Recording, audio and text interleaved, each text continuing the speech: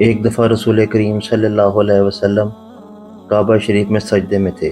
ایک دوسری سند سے رسول کریم صلی اللہ علیہ وسلم کعبے کے نزدیک نماز پڑھ رہے تھے اور ابو جہل اور اس کے ساتھی بھی وہیں بیٹھے ہوئے تھے۔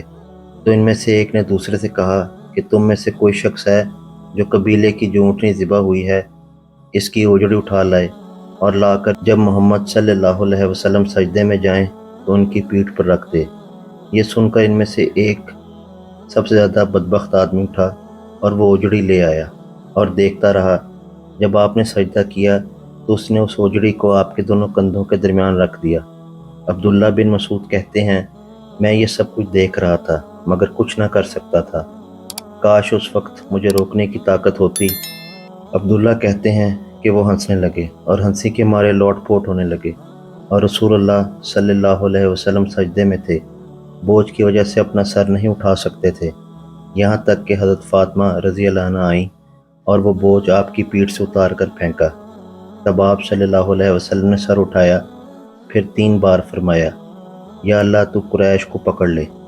یہ بات ان کافروں پر بہت بھاری ہوئی کہ آپ صلی اللہ علیہ وسلم نے انہیں بد دعا دی۔ عبداللہ کہتے ہیں کہ وہ سمجھتے تھے کہ اس شہر مکہ میں جو دعا کی جائے وہ ضرور قبول ہوتی ہے۔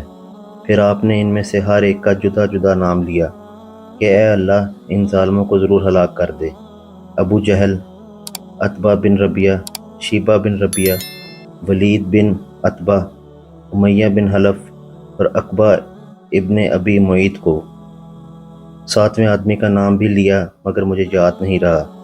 اس ذات کی قسم جس کے قبضے میں میری جان ہے کہ جن لوگوں کے بد دعا کرتے وقت آپ صلی اللہ علیہ وسلم نے نام لیے تھے، میں نے ان کی لاشوں کو بدر کے کنویں میں پڑا ہوا دیکھا۔